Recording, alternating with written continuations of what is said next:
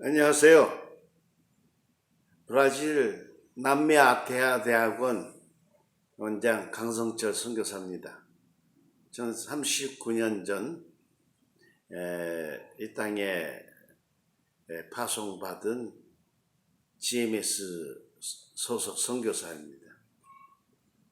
제가 39년 동안 한 번도 빠지지 않냐고 계속 이어진 사역이 이제 신학교 사역입니다. 다양한 사역을 했지만은 그 가운데서도 신학교 교수 사역, 또 2004년부터 신학교를 이제 운영하는 운영자로서 섬겼습니다. 신학교를 하면서 부딪히는 문제 중에 하나가 바로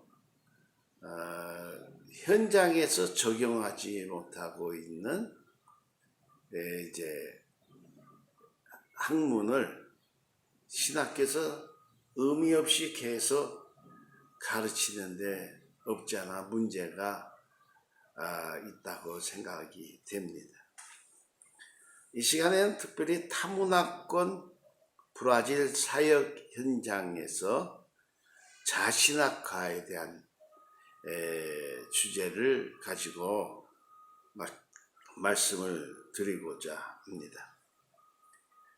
우리는 코로나 비루스로 인해서 경험하지 못한 참 많은 어려움들을 우리가 경험하고 있고, 또 덕분에 이렇게 이제 저희들이 비대면 그 주제 발표를 하게 되었습니다. 타문화권 안에서의 자신학화, 세계 각처에 흩어져 주님의 지상 명령을 수행하는 우리는 타문화권 안에서 적응하며 또 복음을 전하며 또 제자로 삼고 아버지 아들과 성령의 이름으로 세례를 주고 주께서 분부한 모든 것을 가르쳐 지키게 하고 있습니다.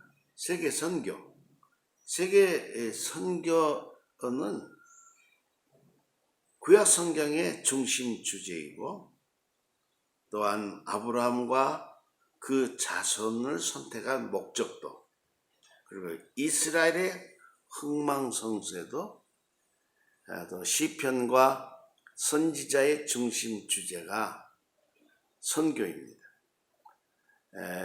복음서에도 구약 언약의 성취 선언으로 시작해서 세계 선교가 중심 주제로 이제 강조되고 있습니다.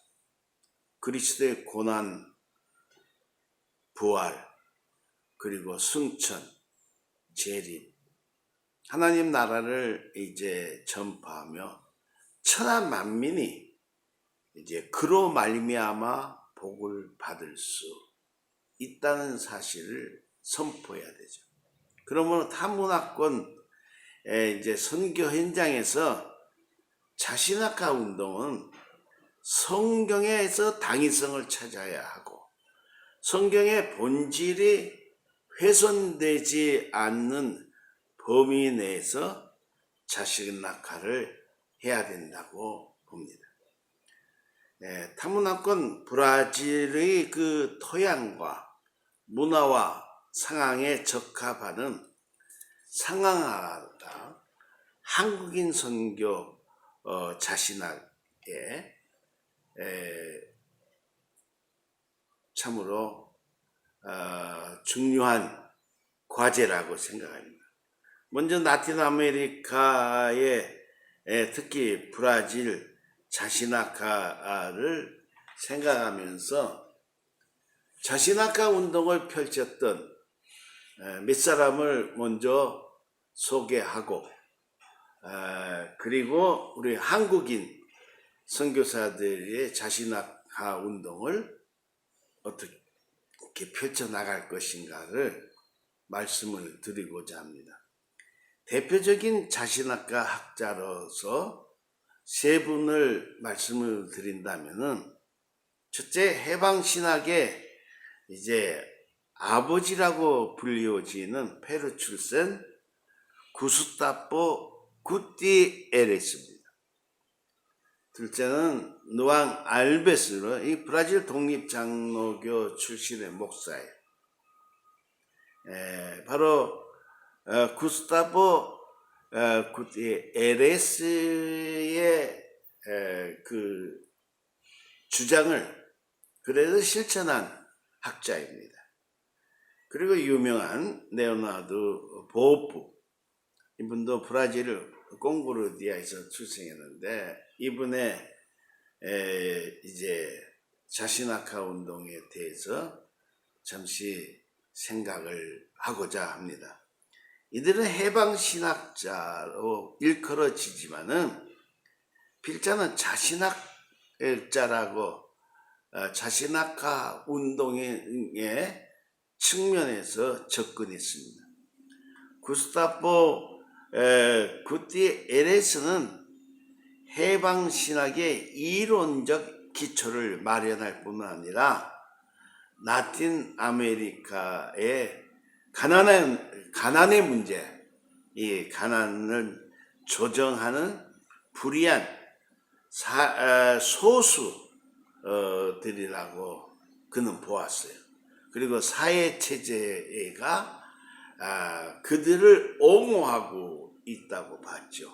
그러니까 소수의 사람이 부를 독점함으로 인하여서 비참한 사회현상이 일어나고 있다는 거죠. 로마 교회는 이제 이 해방신학자들을 박해했고 이들을 강하게 압박을 했습니다. 근데 그 이유는 사회학적인 이제 분석이 심기를 흐트려 놓은 게 아니라 그들이 자신학화 운동을 펼쳤던, 다시 말하면 가난한 사람의 눈, 가난한 사람의 이제 수준에서 성서를 해석하자, 이렇게 주장했기 때문이죠. 가톨릭의 성서 해석은 오직 교회만이 허용되었는데, 이런 자신학자들이 주장은 용납할 수가 없었던 거죠. 이 지금까지 역사의 주체자를 인정하지 못했던 이 가난한 사람들, 완전히 역사에서 배제됐던 이런 사람들을 이제 주체자로 인식하는 것은 이제 정통성을 가진 가톨릭 교회에서 참으로 그들은 골치 아픈 존재들이었고, 또 어찌든 독보소처럼 번지지 못하도록 억압을 해야 되는 상황이었죠. 그들은 신학적인 질문을 이렇게 했어요. 지금까지 인간으로 취급받지 못했던 사람들에게 하나님은 사랑의 하나님이며, 또 그 사랑이 이제 우리 모두를 형제, 자매로 만들고 있다는 것을 이제 설명하려고 했습니다.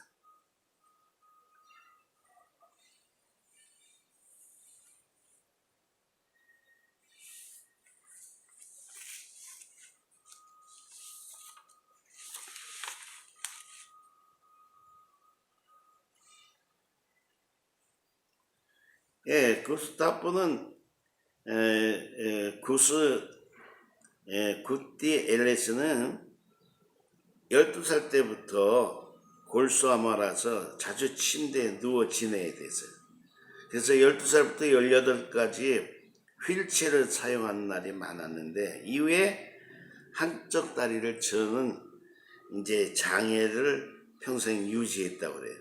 오늘 구티에레스는 정신과 의사가 되기 위해서 1947년 페루 산마르코스 이제 국립대 의대에 들어갔지만 학교에서 정치 동아리에 참여하면서 라틴 아메리카의 정치 현실에 눈을 떴어요. 그래서 의학보다는 철학과 신학에 더 이제 관심이 많았기에 곧 신학으로 진로를 바꾸어서 이제 사제 과정을 공부하기 위해서 로마 카톨릭 신학교에 그리고 칠레 산티아고 신학교에 입학을 했어요. 이후에 그가 유럽으로 유학을 떠나서 벨기에 누벤 카톨릭 대학에서 철학과 심리학에 이어서 또 프랑스 리옹 대학교에서 신학을 공부했어요. 그리고 1959년에 사제로 안수를 받은 후 1년간 교황청 그레고리 대학에서도 수학을 했어요. 그는 해방신학을 그리스도의 새로운 운동으로 제2의 종교 개혁이라고 하면서 그가 1950년에서 60년 동안에 라틴 아메리카의 슬럼이나 농촌에 들어가서 가난한 사람들의 생활과 노동을 함께한 성직자의 사상 이제 실천에서 그는 이들을 구할 수 있다. 이렇게 생각을 했습니다. 그래서 이 구티에레스의 해방신학은 유럽 전통적인 진보신학과 해방신학의 차이는 둘 사이에 존재하는 신학적인 차이만이 의미하는 것이 아니라는 거예요. 그것은 두 신학 사이에 정치적 결여를 의미하고 있습니다. 이러한 과정을 생략한 채로 온전하게 해방신학은 이해할 수 없다고 봅니다.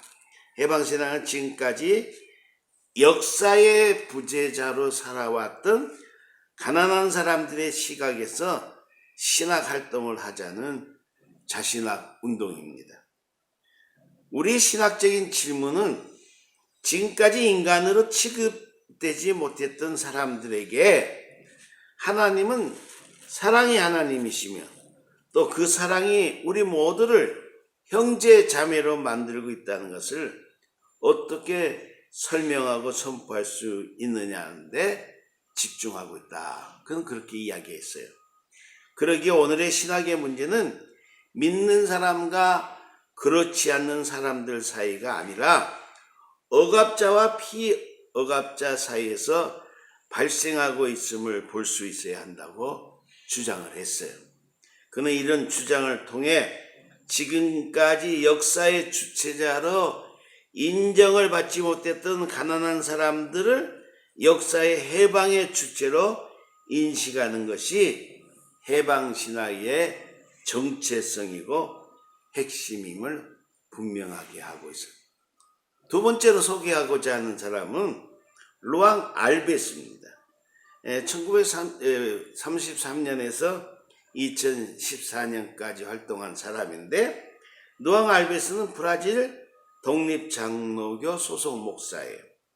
그는 자신의 박사학위 논문을 통해서 당시 주류 신학의 신학적 언어에 대한 비판을 가하면서 새로운 신학 방법론을 제시했어요. 그는 1970년에 종교 아편인가 해방의 도구인가라는 그 자신의 박사학위 이제 논문을 이제 발표를 했죠. 그리고 신학의 재건 프로그램을 위한 단상이라는 논문에서 신학 언어에 대한 비평을 시작으로 라틴 아메리카 사람들의 새로운 경험들을 분석하면서 이 지역이 경험하고 있는 저개발과 종속의 문제를 진지하게 검토를 했습니다. 루앙 알베스는 이러한 새로운 경험에서 도출한 신학적인 언어를 정치적 인간주의라고 불렀어요. 그는 지금까지 신학 언어는 역사와 반대되거나 혹은 역사를 넘어서는 초월적이며 추상적인 언어를 중심으로 이루어졌지만은 오직 초월의 세계만을 그래서 지향하게 만들었다. 그렇게 지적을 하고 있어요. 비판하죠. 그는 인간의 역사를 초월하는 존재이기 때문에 역사 안에서 새로운 역사를 창조해낼 수 있는 존재다. 그러기에 기독교적 초월성은 미래 창조를 향하고 있고 그런 의미에서 세계 변혁을 위한 부름은 저 너머 세계의 성격이 아니라 역사적인 성격을 띠고 있다고 주장했어요. 그러니까 초월성은 역사의 성격을 지녀야 되고 신학은 최종적으로 인간을 향하여 존재하고 궁극적으로는 이 땅의 변혁 안에서 그의 미래를 형성해야 한다. 그렇게 말했습니다. 그의 신학적인 사유는 당시 브라질 개신교 특히 장로교 내에서 매우 급진적이고 위험하게 여겨졌고 결국은 브라질 장로교 내에서 설교를 금지당했고 목사직을 포기하는 지경까지 이르게 되었어요. 해방신학자로서 그에게 가장 시급하고 우선적인 신학적인 과제는 이 땅 위에서 정의 실현이었어요. 반면에 하나님, 영혼, 그리고 영혼의 세계는 부차적인 관심의 대상이 됐어요. 브라질 장로교 목사로서 새로운 해방신학의 언어를 전파했던 그는 이제 2014년에 이제 세상을 떠나게 됩니다. 세 번째 소개할 분은 레오나르도 보프예요. 그는 1928년에 출생했어요. 레오나르도 보프는 이제 브라질의 꽁구루지아에서 출생했고 1959년 박사학위를 취득한 후 프란치스코 수도에 속합니다. 그는 60권 이상의 저서를 발간했고 미국과 유럽 그리고 라틴 아메리카 여러 대학에서 교수 활동을 했으며 브라질 히오데자네이로 주립대학의 명예 교수입니다. 이 보프 교수는 1984년 교회 카리스마와 권력이라는 저서를 출간한 후 그 내용으로 인해서 이제 바티칸에 불려가 가지고 교리 수호위원회에서 재판을 받는데 수백 년 전에 갈릴레오 갈릴레이가 재판을 받을 당시에 앉았던 그 의자에서 재판을 받았다고 해요. 그는 이 재판에서 1년간 강의와 저술 활동을 금지하는 침묵의 징계를 받았습니다. 그러나 국제 여론에 밀려서 침묵의 징계는 오래가지 못했어요. 그래도 아랑곳하지 않고 교황청은 지속적으로 보프에 대한 탄압을 일삼았고 그 결과 1992년 사제직을 포기하고 말았습니다. 그는 사제직을 던지면서 1992년 6월 28일 세계의 모든 친구들에게 보낸 공개 서한에서 해방의 여정에서 희망을 잃지 않는 동지들에게 보내는 편지, 이런 그 편지에서 내가 전쟁을 그만두는 것이 아니다. 단지 참호를 바꾼 것 뿐이다. 투쟁은 계속된다. 이렇게 말했습니다. 그는 편지에서 이렇게 썼어요. 사제직을 버리지만 교회를 버리지 않습니다. 사람이 살다 보면 자신에게 충실하기 위해서 스스로 달라져야 할 순간이 있습니다. 지금의 내가 그런 처지입니다. 나는 투쟁을 포기하지 않되 방법을 달리하고자 합니다. 사제직은 버리지만 교회는 버리지 않습니다. 나는 교회 보편성과 일치운동의 정신이 메인 한 가톨릭 신학자임을 늘 다름이 없습니다.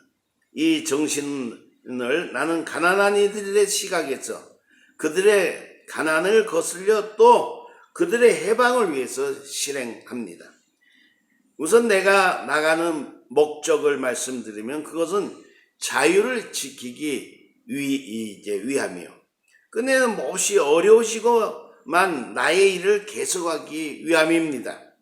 이 일은 지난 25년 동안 이제 신명을 바쳐 내 삶의 의미입니다. 삶의 의미를 부여하는 행동 근거에 충실하지 않은 사람은 품위를 잃고 본연의 정체를 구기게 됩니다. 나는 그러지 않습니다. 하나님이 그러하기를 원하지도 않는다고 생각합니다. 여기서 나는 지난 세기에 이름난 쿠바의 사상가 호세 마르티의 말을 상기합니다. 하나님이 사람의 머리에 생각을 심으셨거늘 하나님만 못한 주교가 이를 표현하지 말라고 하는 것은 있을 수 없는 일이다. 보부의 글은 계속 이어지는데 1970년대부터 어느 그리스도인과 함께 나는 복음을 사회 불의와 억눌린 이들의 외침을 생명의 하나님과 관련지어서 설명하고자 애써왔습니다. 이렇게 해서 생겨난 것이 해방신학이라는 처음으로 보편성을 띈 라틴 아메리카 신학입니다. 해방신학을 통해서 우리는 그리스도의 신앙의 해방력을 되찾고 예수에 대한 이제 위험한 기약을 오늘에 되살리고자 하는 것입니다. 그러므로 그리스도교를 이제 권력자들의 이익에 묶어두고 있는 쇠사슬을 깨트리고 싶었던 것입니다. 형제자매 여러분, 희망을 안고 믿음의 길을 함께 이제 길을 가는 반려자 되신 여러분, 여러분의 투신이 나의 처신으로 말미암아 기죽는 일이 없기를 빕니다.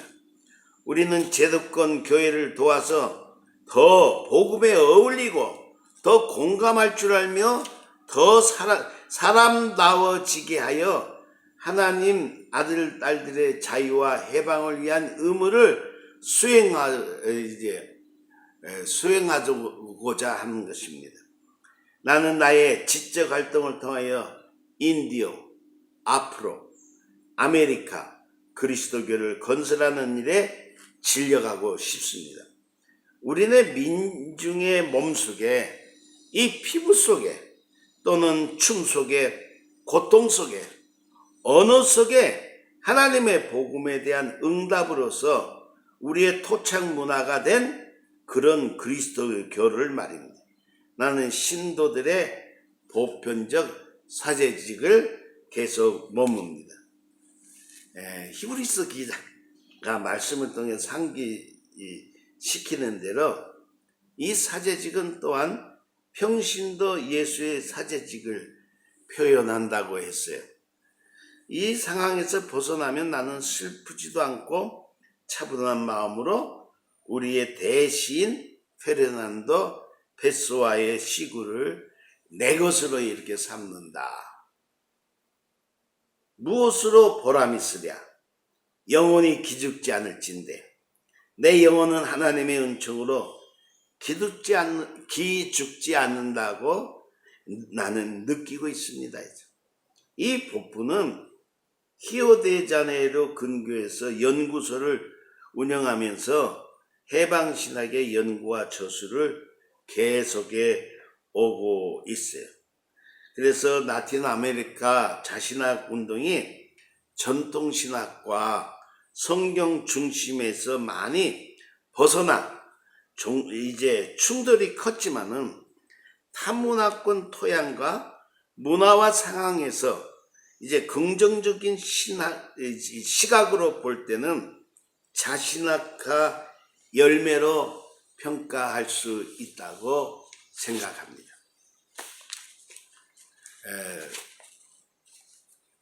지금까지 해방신학자의 대표적인 주자 세 분의 배경과 그들의 주장에 대해서 함께 생각을 했습니다. 자, 우리 한국인 선교사가 이 라틴 아메리카 타문화권인 브라질에서 이제 살아가는 동안에는 자신학화 운동이 이제 필요하다고 생각합니다. 타문화권 브라질을 비롯한 세계 각지에 나가 선교하는 한국인 이제 선교는 혼합주의나 또는 자민족주의의 신학, 그리고 진보적인 민중신학도 더더욱 아닌 자신학화한 한국인 선교학 정립이 필요하다고 봅니다. 선교지에 필요한 한국인 이제 선교사의 자신학화는 불변의 진리인 성경의 본질을 훼손하지 않는 범위 내에서 선교지 토양과 문화와 상황에 적합하도록 성경을 해석하고 적용하도록 성경적인 교재와 찬양지, 그 밖에 이제 성경의 교육 자료를 선교지 상황에 맞게끔 자신학화, 자선교화하는 것이 필요하다고 봅니다. 자신학화와 자선교학의 핵심은 성경적인 계시에 대해서 신실성과 상황적 이제 적합성을 유지하면서 예수 중심적, 성경 중심적인 통합적인 이제 자선교적, 다시 말하면 토착 신학이 바람직하다고 봅니다. 세계 선교의 도구로서 이제 자신학화가 역할을 해야 됩니다. 자신학화와 자선교학의 핵심 원칙은 성경의 계시에서 신실성과 상황적인 적합성을 유지하면서 예수 중심적이고 통합적인 토착신학이 바람직하다고 봅니다. 그동안 한국을 비롯한 세계 선교지에 그냥 서구신학이 그대로 이식이 되어서 토착문화와 정서에 충돌을 가져와 복음 전파에 방해가 되었고, 한국 선교는 교파 확장적인 선교지 교회 설립이 주된 사역으로 이제 한국의 교회 이름이 선교지에 뻗어시 그 이름을 쓰고 한국적인 그런 교회의 의식, 교회의 문화, 그리고 맞지 아니하는 이제 한국적인 예배 형식을 가지고 브라질의 복음을 전파하려고 한 것을 볼 수가 있습니다. 선교지 교회 설립이 주된 사역으로 추진하다 보니까 큰 문제점이 등장되었어요. 이제 자신학과 자선교학은 현지 교회와 함께 토착적이며 자율적이고 선교적인 교회를 세우기에 힘써야 한다고 봅니다. 선교의 주체이신 하나님께서 계속하여 우리 한국 선교사를 선교의 도구로 삼으시도록 겸손한 종으로서 그분의 복음 사역에 도구가 되어야 된다고 봅니다. 그러려면은 먼저 브라질 이제 문화를 이해해야 돼요. 브라질 자신학화 및 자성교와 정립에 앞서서 브라질 사람과 브라질 문화를 먼저 이해함으로 가능하다고 봅니다. 브라질은 태고의 신비를 간직한 정서와 한편에 첨단을 걷는 현대화가 공존하여서 조화를 이루면서 서서히 돌아가는 이제 브라질입니다. 거대한 이제 공동체 국가입니다.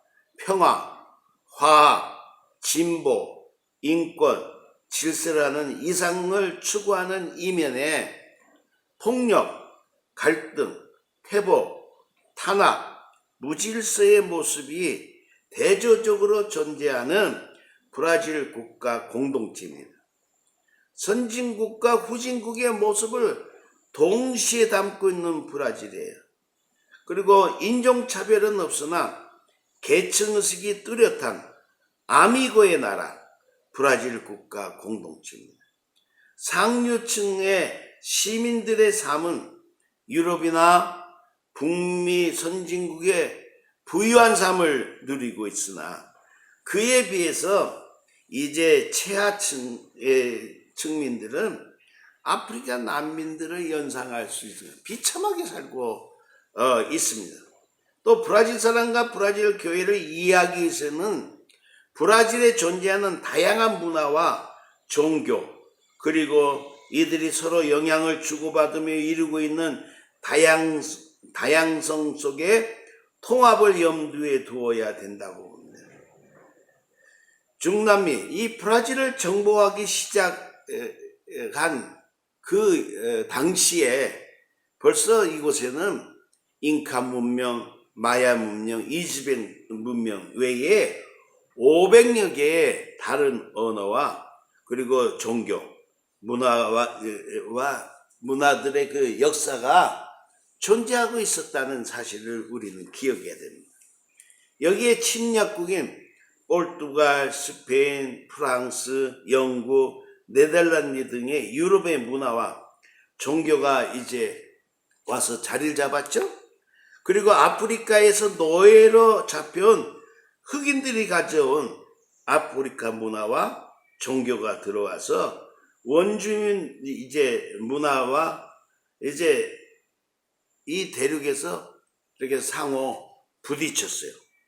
그러므로 브라질을 비롯한 중남미의 기독교는 같은 옷을 입고 있지만은 그 옷 안에는 다양한 색채들이 덧칠해 있다고 말할 수가 있어요. 그러면 탈문화권에서 자신학화 운동은 어떻게 해야 될까요? 선교의 대상인 브라질 사람은 종족, 문화, 종교, 관습, 언어, 예술 및 건축, 정치 및 경제 구조가 다른 상황 속에서